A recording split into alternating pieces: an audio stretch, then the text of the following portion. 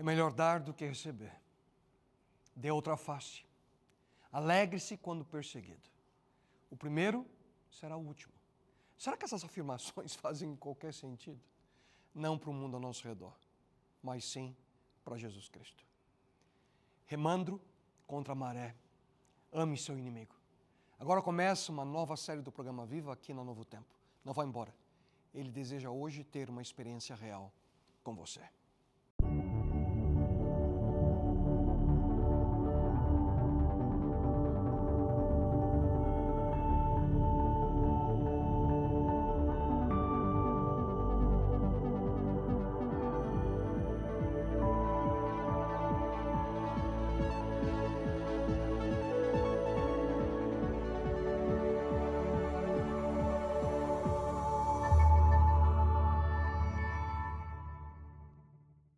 Olá, se já nos acompanha por algum tempo, que bom rever você.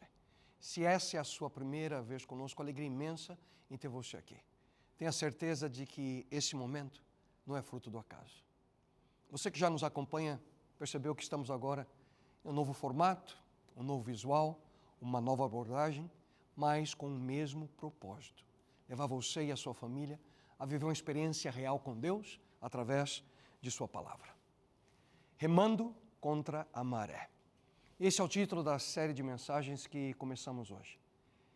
Você já parou para perceber e analisar os muitos aspectos da nossa vida que nós aprendemos no dia a dia? Através ali da influência, do impacto da cultura ao nosso redor? Por exemplo, desde que nós somos pequenos, nós somos ensinados, de uma forma ou outra, que para alcançar alguns objetivos na nossa vida nós temos que competir. Na realidade, para sermos bem-sucedidos, competir só não é suficiente, nós temos que vencer. E muitas vezes, custe o que custar. Só que alguns levam e extrapolam esse desejo em suas competições. Não sei se você já viu algumas dessas competições que as pessoas fazem no TikTok. Eu vi algumas fotos impressionantes aqui, você pode acompanhar. Por exemplo, o desafio daquela garota do Gorilla Glue. Para manter o cabelo ali perfeito, ela usou uma cola pior que Super Bonder.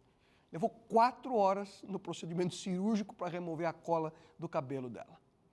Então, o desafio da depilação do rosto com cera. A minha pergunta quando eu vi essas fotos é, será que dói? Ou então o desafio de comer uma espiga de milho girando a espiga numa furadeira. O resultado você vê aí na imagem.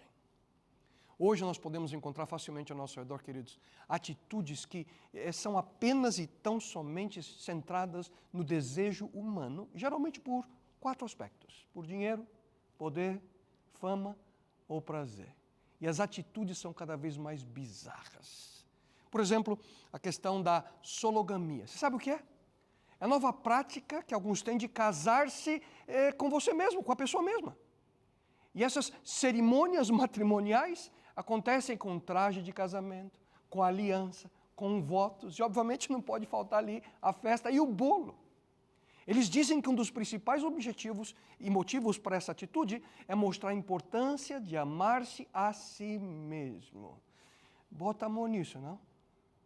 Que mundo é esse? Se torna cada vez mais normal aquilo que não é. O que fazer então? Em que direção vai o nosso planeta?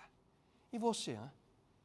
Hoje eu tenho um convite especial a você e sua família. Eu quero convidar você para fixar seus olhos, através da sua imaginação, uma colina há quase 2000 anos, onde podemos, quem sabe, até mesmo ouvir a doce voz de um jovem galileu, apontando em direção contrária a quase tudo que nós aprendemos desde pequenos. Ele afirmou: é melhor dar do que receber. Perca a sua vida para salvá-la. Ele disse: dê outra face. Ore pelos seus inimigos. Alegre-se quando perseguido. O primeiro será o último. Siga-me. Será que tudo isso faz sentido? Parece que tomar a decisão de seguir aquilo que Jesus veio a esse mundo ensinar significa viver remando contra a maré. Ou, se você me permite sugerir, para sua reflexão, pense comigo. Na realidade, será que seguir aquilo que o mundo crê e tanto busca não é remar contra a vontade de Deus? Essa série foi preparada para responder algumas dessas perguntas. Juntos nós vamos analisar algumas das mais extraordinárias afirmações que Deus faz aqui em seu livro. E hoje, na primeira parte dessa série, nós vamos juntos estudar uma das declarações mais difíceis de aplicar em nossa vida. Soa, até mesmo de certa forma, estranha. Algo que Cristo, o próprio Jesus, nos deu. Em certa ocasião, ele afirmou o seguinte: mas eu digo a vocês que estão me ouvindo, amem os seus inimigos, façam o bem aos que o odeiam, abençoem os que amaldiçoam, orem por aqueles que o maltratam. A instrução de Jesus Cristo é que devemos amar e orar pelos nossos oponentes. Isso é considerado um dos maiores desafios que ele apresentou nesse extraordinário ensino que ele proferiu e foi registrado nos Evangelhos, que é conhecido como o Sermão do Monte. Será que entender verdadeiramente o que significa isso, de amar e estender o perdão, será que isso é possível? A mãe que perdoa o assassino do filho. O policial que perdoa o adolescente que o deixou paralítico. 2 povos envolvidos em genocídio que decidem perdoar uns aos outros e viver juntos uma vez mais. Cada um desses casos reais, histórias verdadeiras. Mas nós não precisamos ir a casos extremos para colocar em prática aquilo que Jesus aponta ser a melhor opção. Amai a vossos inimigos e orai pelos que vos perseguem. O que será que Jesus tinha em mente ao fazer essa afirmação? Será que existe realmente algo que nos beneficia ao estender o perdão e até mesmo, quem sabe, viver num relacionamento com pessoas que nós nunca imaginamos que irão merecer essa atitude de nossa parte? Mas antes de vermos alguns dos benefícios desse conselho, nós temos que analisar 2 pontos importantíssimos. Ouça com atenção. O primeiro é esse: o que faz de alguém nosso inimigo? E o segundo é o que significa amá-lo. Vamos ao primeiro: amar nossos inimigos. O que faz de alguém realmente um inimigo? Amar meu inimigo. Mas você pode estar pensando nesse exato momento: eu não tenho inimigo assim. Eu não tenho inimigo algum. Você tem certeza? Sabe, você pode pensar: eu nunca passei por qualquer experiência que se aproximasse daquilo que algumas pessoas já passaram. No entanto, mesmo em circunstâncias que a gente pensa ser normal, nós temos, de fato, inimigos. De uma forma ou outra, existem pessoas que podem ser uma ameaça à nossa vida e muitas vezes, de maneira inconsciente até, nós agimos na defensiva quando estamos próximos a elas. Seu inimigo, por exemplo, pode muito bem ser um concorrente que ali, do seu ponto de vista, está roubando os seus clientes. Aqueles que você, às duras penas, conseguiu no passado. Por exemplo, se você se envolve de maneira desproporcional em política, às vezes seu inimigo é quem apoia o outro candidato. Ou talvez sua inimiga tenha sido uma ex-namorada, que não soube retribuir ali o seu sentimento, respeitar aquilo que você sentia por ela. Talvez seu inimigo tenha sido um amigo que quebrou totalmente a sua confiança, que compartilhou, quem sabe, com outras pessoas, com o mundo, o segredo que você, de maneira tão direta ali, confidenciou a ele. Ou talvez seu inimigo seja aquela pessoa que está, nesse momento, julgando sua motivação. Aquela pessoa que, de maneira totalmente errônea, começa a espalhar inverdade sobre você a outras pessoas. Aparentemente, esse tipo de inimigo, segundo o rei do antigo povo de Israel, conhecia muito bem. Certa vez, Davi escreveu o seguinte: os que sem razão me odeiam são mais do que os fios de cabelo da minha cabeça. Muitos são os que me prejudicam sem motivo, muitos os que procuram destruir-me. Sou forçado a devolver aquilo que não roubei. Você percebe? Invariavelmente, dependendo das nossas circunstâncias, todos nós temos inimigos. Situações muitas vezes delicadas, posições contrárias, indiferença intencional em relação a nós. Todos nós temos rivais. E se você me permite ser bem direto nesse momento, quem são os adversários na sua vida? Quais são os nomes dessas pessoas? E para a gente ser bem prático nesse momento juntos, eu gostaria que você trouxesse a imagem de uma dessas pessoas à sua mente nesse momento. Pense nela. Tenha a imagem dessa pessoa na sua mente. Mas, por favor, não precisa apontar para ninguém que está aí perto de você nesse momento, tá? Nosso objetivo é encontrar o caminho da reconciliação, não aumentar o seu problema. Mas há uma segunda importante pergunta que nós precisamos fazer. O que significa amar nossos inimigos? Tendo essa pessoa na sua mente, o que você precisa fazer para amá-la, para amá-lo? Será que Jesus queria dizer que você deve parar de competir com ele? Ou será que você tem que ser o melhor amigo dessa pessoa?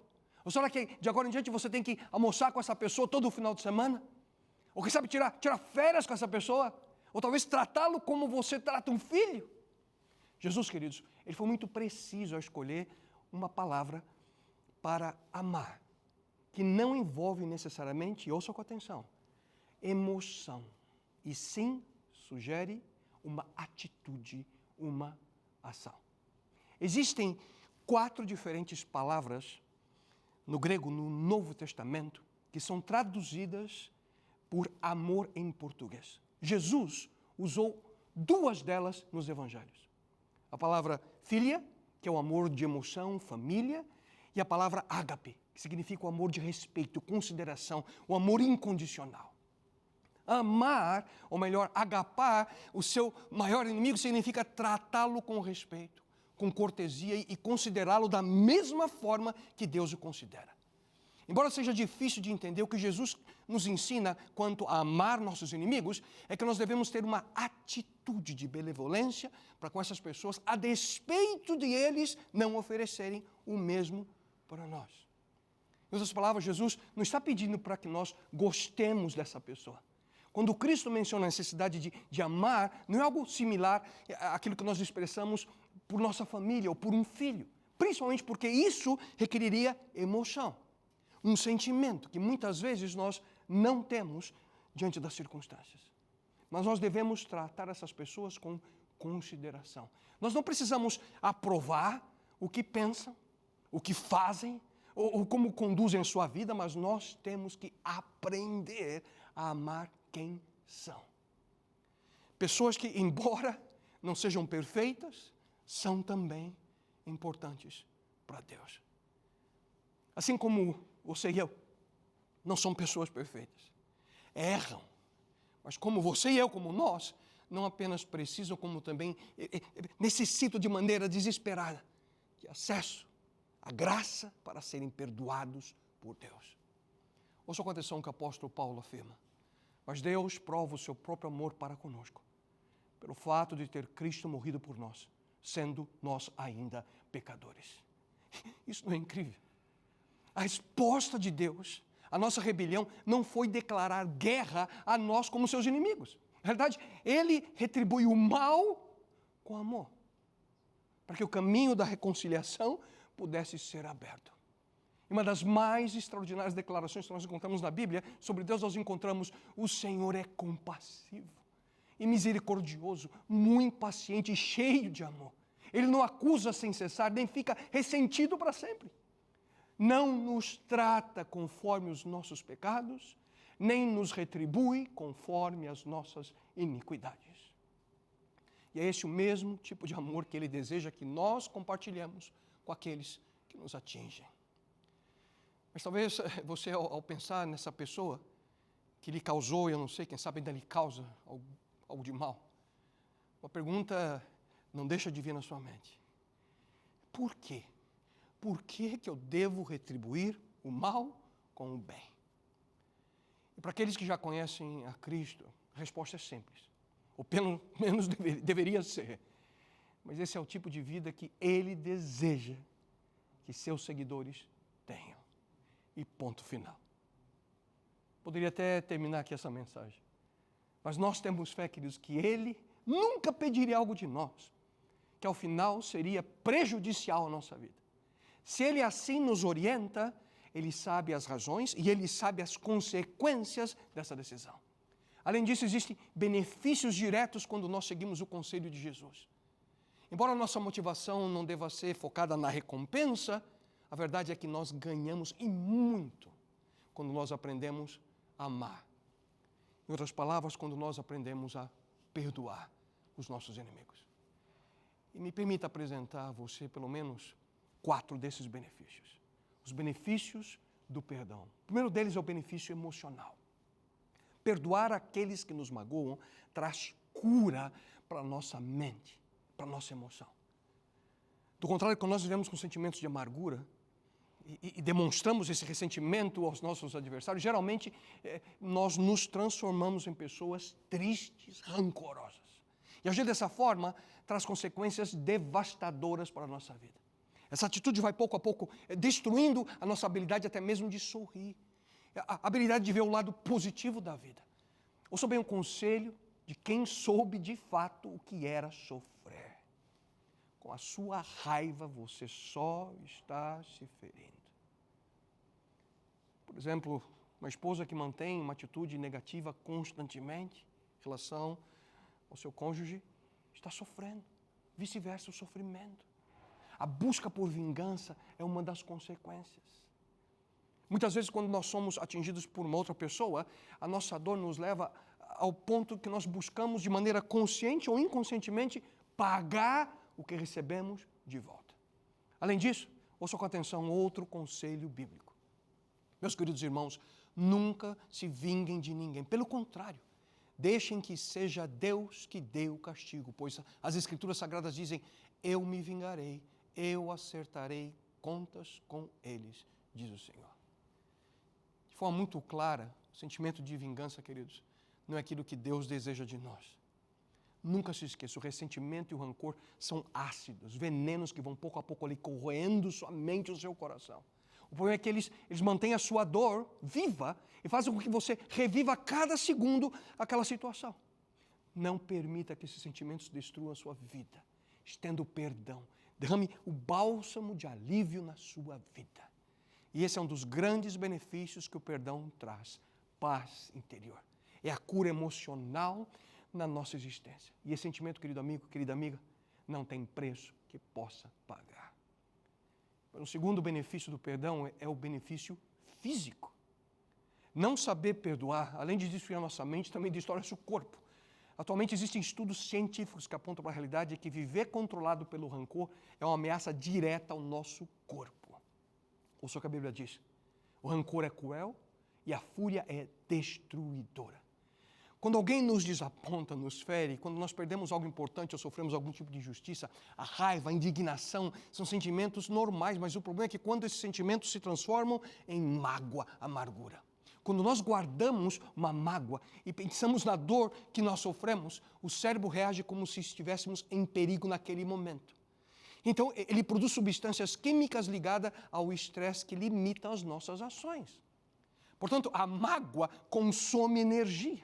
Cada vez que nós lembramos do que aconteceu, os mesmos sentimentos são desencadeados na nossa mente. O cérebro não sabe distinguir se aquela traição, se aquela agressão aconteceu agora ou há 3 anos atrás.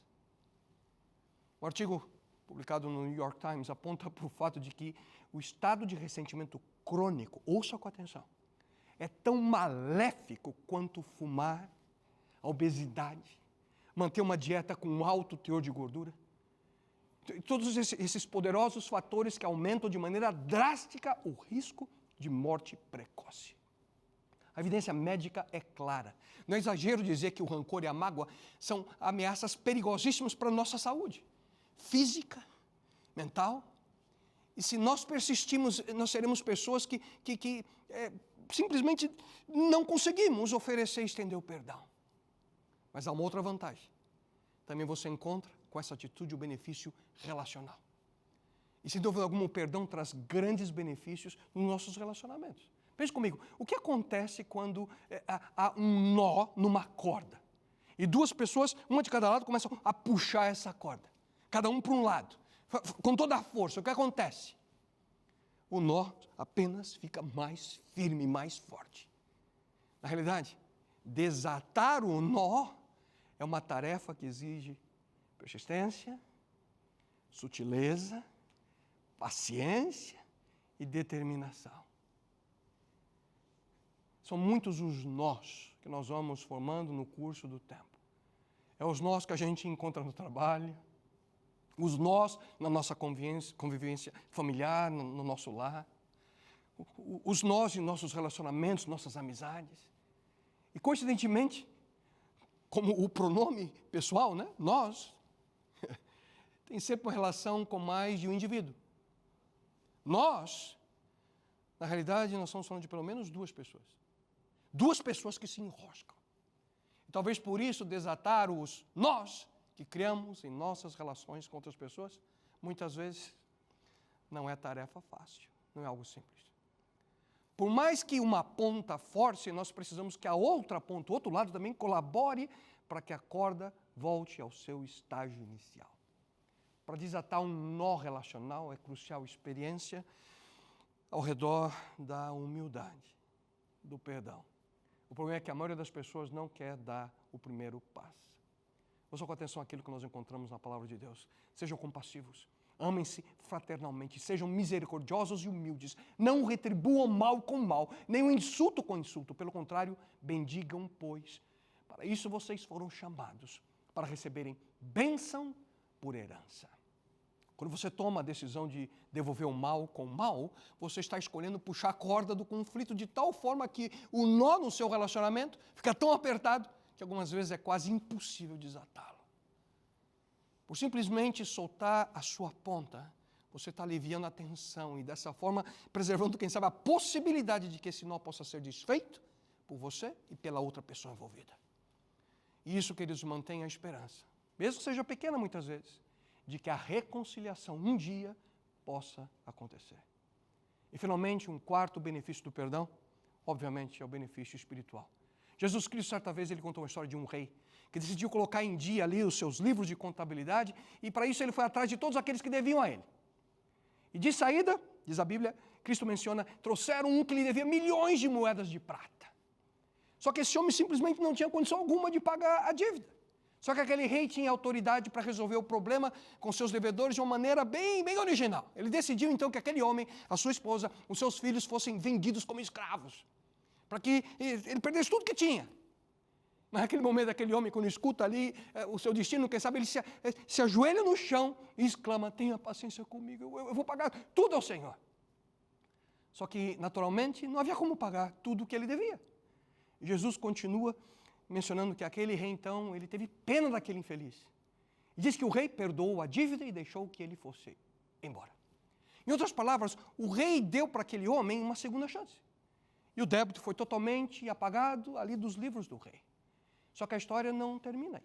Aquele servo que devia ser eternamente grato pelo perdão que recebeu, ele encontra um dos seus companheiros de trabalho que devia 100 moedas de prata. Uma quantia bem menor do que ele devia. Só que o servo também não tinha como pagar. E aquele servo que tinha sido perdoado, ele pegou o amigo pelo pescoço e, sufocando, exigiu o pagamento da dívida. Adivinhe só o que aquele que devia também fez. Da mesma forma, caiu no chão e ele disse, tenha paciência comigo e eu vou te pagar tudo. Só que dessa vez a história não teve o mesmo fim. O primeiro servo não aceitou perdoar a dívida. Lançou o pobre homem ali na prisão até que ele pagasse cada centavo.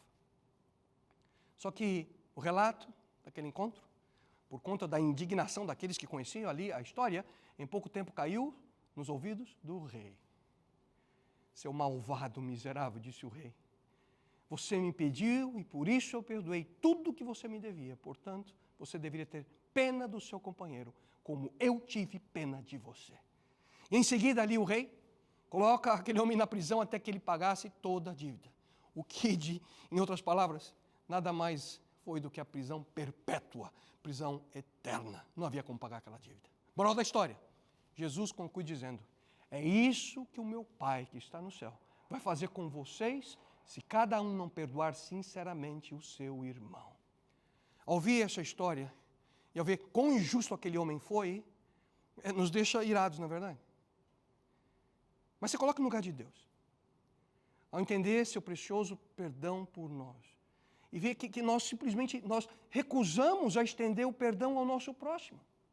Que na própria oração modelo, o Pai Nosso, Jesus Cristo nos ensinou a orar assim. Perdoa-nos as nossas dívidas, assim como nós perdoamos aos nossos devedores.